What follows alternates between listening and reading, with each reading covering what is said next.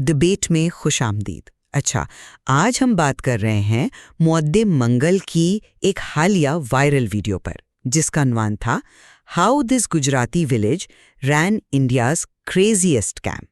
تو ہماری یہ گفتگو جو ہے یہ اصل میں اس ویڈیو پر جو ایک رد عمل اور تجزیہ سامنے آیا ہے اس کی روشنی میں ہے۔ جی، اس ویڈیو میں گجرات کے آپ سوچیں ایک چھوٹے سے گاؤں مولی پور، وہاں سے چلنے والی ایک بالکل جعلی کرکٹ لیگ کا انکشاف ہوا، اور اس کے رابطے وہ روس تک جا رہے تھے۔ تو آج ہم اس پر غور کریں گے کہ کیا اس کہانی کی جو اصل اہمیت ہے وہ اس منظم جرم کے انوکھے پن میں ہے، مطلب اس کی منصوبہ بندی، اس کی جو بین الاقوامی نوعیت ہے، کیا وہ اصل چیز ہے، یا پھر یہ واقعہ یوں سمجھیں کہ ہندوستان میں قانون نافذ کرنے والے اداروں کی جو بڑی ناکامیاں ہیں اور یہ جو غیر قانونی اسٹے بازی کا ایک بڑا مسئلہ ہے، کیا یہ صرف اس کی ایک علامت ہے؟ میرے خیال سے کہ جس ہوشیاری سے اور جس تفصیل سے یہ پورا سیٹ اپ بنایا گیا اور پھر چلایا گیا، خاص طور پر اس کا جو بین الاقوامی پہلو ہے نا، وہی چیز ہے جو اسے واقعی غیر معمولی بناتی ہے، اور ہماری توجہ کا مرکز وہی ہونا چاہیے۔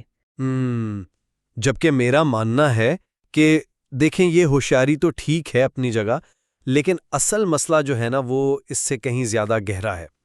یہ واقعہ اصل میں ہندوستان میں یہ جو غیر قانونی بیٹنگ کا ایک بہت بڑا نیٹ ورک ہے، اور ہمارا جو کمزور نظام ہے یہ اس کی ایک کڑی ہے۔ تو اصل توجہ میرے خیال میں ان بنیادی کمزوریوں پر ہونی چاہیے جو ایسے گھوٹالوں کو پنپنے کا موقع دیتی ہیں۔ دیکھیں، میرے موقف کی بنیاد نا اس کیس کی تفصیلات ہیں، مطلب جس طرح سے یہ پورا معاملہ سامنے لایا گیا۔ ایک بالکل عام سا کرکٹ میچ کا منظر ہے اور وہ اچانک سے پولیس چھاپے میں بدل جاتا ہے۔ یہ خود ایک کہانی ہے۔ پھر یہ پتہ چلنا کہ یہ سب کچھ روس میں بیٹھے لوگوں کے لیے ہو رہا تھا، اور مولی پور گاؤں میں ایک مکمل جعلی لیگ بنائی گئی تھی۔ مقامی لڑکوں کو آپ سوچے 400 روپے فی میچ، اتنی معمولی رقم پر کھلاڑی بنایا گیا، انہیں کٹس دی گئی، ایک جعلی قسم کا پروفیشنل ماحول بنایا گیا۔ یہ دھوکہ دہی کی ایک آپ کہیں غیر معمولی سطح کو ظاہر کرتا ہے۔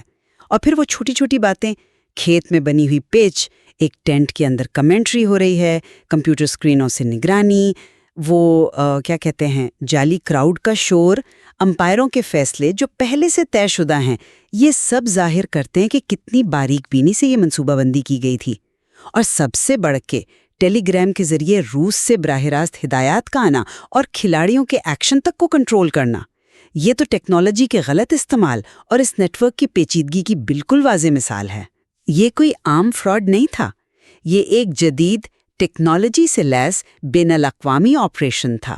جی، آپ نے جو تفصیلات بتائی ہیں وہ واقعی حیران کن ہے، لیکن میں نے اس کو ایک تھوڑے مختلف زاویے سے دیکھتا ہوں۔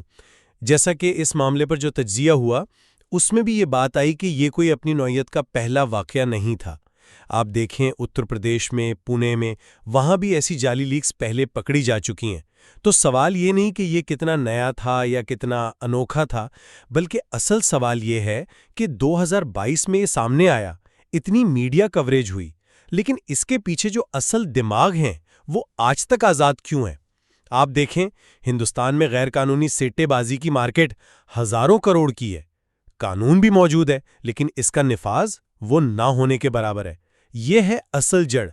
اچھا، شعیب داؤدہ کی کہانی کوئی لے لیں، وہ روس سے یہ ماڈل سیکھ کر آیا، ٹھیک ہے، اس نے یہاں سیٹ اپ بنایا، لیکن وہ تھا کون؟ صرف ایک مہرا، مطلب ایک فرنٹ مین جو سامنے نظر آتا ہے، جبکہ اصل دماغ تو کہیں اور بیٹھا ہے۔ اصل کھلاڑی تو اشوک چودھری جیسے لوگ ہیں، جن کے بارے میں کہا جاتا ہے کہ وہ روس پاکستان نیٹ ورک سے جڑے ہیں اور اب تک قانون کی گرفت سے باہر ہیں۔ اور شعیب کی اپنی کہانی، ایک عام دکاندار سے اچانک وہ لگژری زندگی گزارنے لگا۔ یہ بھی تو دکھاتی ہے نا کہ کس طرح غربت اور مواقع کی کمی جو ہے وہ لوگوں کو ایسے راستوں پر دھکیل سکتی ہے۔ یہ صرف لالچ کا معاملہ نہیں ہے، اس میں سماجی اور معاشی پہلو بھی شامل ہیں۔ اور سب سے بڑا المیہ پتہ ہے کیا ہے؟ کہ گاؤں کے غریب لڑکے، وہ چھوٹے کھلاڑی، وہ پکڑے گئے، وہ جیل گئے، جبکہ اس پورے نیٹ ورک کے جو سرگنا ہیں وہ آزاد ہیں۔ تو یہ انفرادی جرم سے زیادہ میرے نزدیک نظام کی ناکامی کا کیس ہے۔ نظام کی ناکامی اپنی جگہ بالکل، لیکن کیا ہم اس اسکینڈل کے نوعیت کو صرف ایک اور کیس کہہ کر نظر انداز کر سکتے ہیں؟ मौली पुर में एक खेत को बाकायदा क्रिकेट ग्राउंड बनाना, जाली पिच, जाली टीमें, यूट्यूब पर HD लाइव स्ट्रीमिंग और फिर रूस से बराह रास्त कनेक्शन, ये सिर्फ तफसीलात नहीं हैं, ये इस जुर्म के किरदार को मुतय्यन करती हैं। ये दिखाता है कि मुजरिम कितने बेबाक हो सकते हैं और कितने जदीद तरीके इस्तेमाल कर सकते हैं। वो जो कांस्टेबल थे अब्दुल गफ्फार, उनकी ज़ाती दिलचस्पी से जो तहकीक शुरू हुई और जिस तरह से पड़तें खुली, वो जाली क्राउड शोर से लेकर रूसी लिंक तक, ये सब इस केस को मुनफरिद बनाता है। क्या ये तरीक़ा वारदात बजाते खुद एक बड़ा ख़तरा नहीं है जिस पर हमें अलग से तवज्जो देनी चाहिए? नहीं, मैं ये नहीं कह रहा कि तरीका वारदात दिलचस्प नहीं है, बिल्कुल है, फिल्मी सा लगता है, लेकिन क्या ये दिलचस्पी हमें असल मसले से भटका नहीं रही? जैसा कि इस तज्जिये में भी सवाल उठाया गया, ऐसे नेटवर्क्स पहले भी थे, हो सकता है इतने फिल्मी ना हो, लेकिन थे तो सही। असल कहानी ये है कि 7 जुलाई 2022 को जो पुलिस का छापा पड़ा, उसमें कौन पकड़ा गया? कुछ खिलाड़ी, कुछ मुकामी मुंतजमीन। असल सरगना अशोक चौधरी वो कहाँ है? आज तक मफरूर है। तो असल कहानी ये है कि हमारे कानून नाफिज करने वाले इदारे इन बैनुल-अक़वामी नेटवर्क्स के सामने कितने बेबस नज़र आते हैं। सरहद पार ताउन कितना कमज़ोर है। कहीं ये अनोखापन जो है, ये इस नाकामी पर पर्दा तो नहीं डाल रहा? आप कहती हैं तरीक़े वारदात पर तवज्जो दें, मैं कहता हूँ इस पर तवज्जो दें कि ये तरीक़े वारदात कामयाब क्यों हो रहा है और जो रोकने वाले हैं वो नाकाम क्यों हैं। ठीक है, तो फिर शुएब दाऊदा का जो किरदार है उसे कैसे देखते हैं? उसकी कहानी जिसमें वो रूस से ये आइडिया लाता है, यहाँ मुकामी लड़कों को इस्तेमाल करता है और फिर अपनी ज़िंदगी बिल्कुल बदल लेता है। दुबई के दौरे, लग्जरी गाड़ियाँ, क्या वो वाकई सिर्फ एक मोहरा था?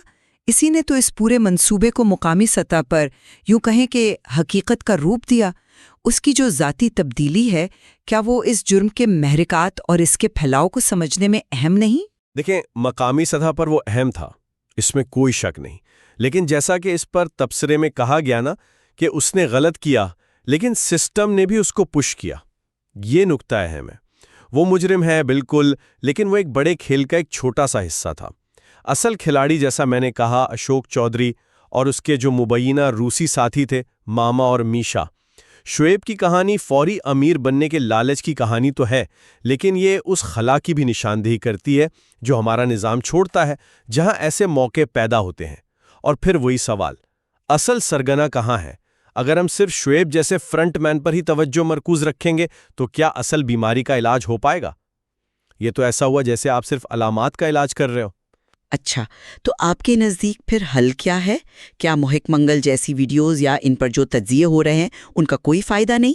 उनका मकसद तो यही है ना कि अवाम में आगाही फैले, लोग जाने कि किस किस्म के फ्रॉड हो रहे हैं। क्या ये आगाही पहला कदम नहीं है? आगाही यकीनन ज़रूरी है, मैं इससे बिल्कुल इनकार नहीं करता, लेकिन सवाल ये है कि क्या ये काफ़ी है?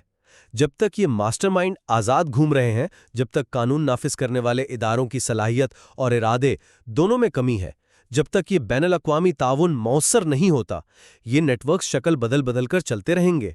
आगाही अपनी जगह, लेकिन अमली इक़दामात कहाँ हैं? बल्कि इस तज्जिये में एक और गहरी बात की तरफ इशारा किया गया, क्या हिंदुस्तान में स्टेबाजी पर जो मुकम्मल पाबंदी है, कहीं वही तो मसले की जड़ नहीं? पाबंदी तो है, लेकिन इसके बावजूद ये कारोबार अरबों का हो रहा है, मगर गैर कानूनी तौर पर।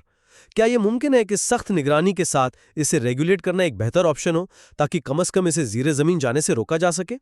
ये एक बुनियादी सवाल है जिस पर गौर होना चाहिए। सिर्फ आगाही पर इक्तफा करना शायद काफ़ी ना हो। लेकिन इस केस की जो बैनुल-अक़वामी जहत है, उसे कैसे नज़रअंदाज कर सकते हैं? रूस से हिदायत आना, पाकिस्तान के साथ मुबैना रवाबित का जिक्र, मुमकिना तौर पर दुबई तक इसके ताने बाने फैले होना, ये सब इस जुर्म की संगीनी और इसकी मंसूबाबंदी को नहीं दिखाते। ये जाहिर करता है कि ये कोई मकामी सतह का फ्रॉड नहीं था, बल्कि एक मुनज़्ज़म बैनुल-अक़वामी ग्रूह का काम था।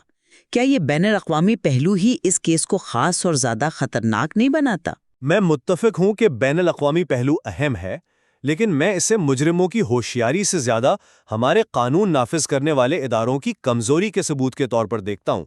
ये जाहिर करता है कि हमारी मुकामी पुलिसिंग जो है, वो इन जदीद सरहद पार नेटवर्क से निमटने के लिए तैयार नहीं है। हमें इंटेलिजेंस शेयरिंग की ज़रूरत है, मुश्तरका तहकीकात की ज़रूरत है, बैनुल-अक़वामी कानूनों के मौसर निफाज की ज़रूरत है। جب تک مختلف ممالک کے ادارے مل کر کام نہیں کریں گے، اشوک چودھری جیسے کردار جو مبینہ طور پر دوسرے ملکوں سے بیٹھ کر یہ سب چلا رہے ہیں، وہ محفوظ رہیں گے اور یہ کھیل چلتا رہے گا۔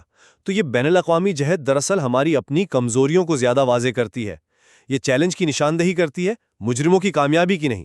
تو خلاصہ یہ ہے کہ میرے نزدیک گجرات کا یہ جو جعلی کرکٹ لیگ سکینڈل ہے، یہ اپنی تفصیلات، ٹیکنالوجی کے استعمال اور اس کی جو بین الاقوامی وسعت ہے، اس کی وجہ سے غیر معمولی اہمیت رکھتا ہے۔ اس طرح کے واقعات کو سمجھنا ضروری ہے تاکہ ہم جان سکیں کہ جدید جرائم کس طرح سے کام کرتے ہیں اور ان کا مقابلہ کیسے کیا جا سکتا ہے۔ اس کی انفرادیت کو نظر انداز نہیں کیا جا سکتا۔ اور میرے نقطہ نظر سے یہ واقعہ ایک یاد دہانی ہے کہ ایسے سکینڈل صرف چند افراد کی چالاکی کا نتیجہ نہیں ہوتے، بلکہ یہ ہمارے نظام میں جو گہری خامیاں ہیں، یہ ان کا عکس ہیں۔ قانون کے نفاذ میں کمزوریاں، ریگولیشن کی ناکامی اور وہ سماجی اور معاشی حالات جو لوگوں کو ایسے راستوں کی طرف دھکیلتے ہیں۔ جب تک ان جڑوں کو نہیں پکڑا جائے گا، تب تک ایسی شاخیں پھوٹتی رہیں گی، چاہے ہم کتنی ہی آگاہی کیوں نہ پھیلا دیں۔ بلا شبہ یہ ایک پیچیدہ معاملہ ہے جس کے کئی پہلو ہیں، اور ان ہر پہلو مزید سوالات کو جنم دیتا ہے۔ جی بالکل، اور شاید یہی ان ویڈیوز اور ان پر ہونے والی گفتگو کا مقصد ہے کہ ہم ان مسائل کو صرف ایک رخ سے دیکھنے کے بجائے مختلف زاویوں سے پرکھیں اور سمجھنے کی کوشش جاری رکھیں۔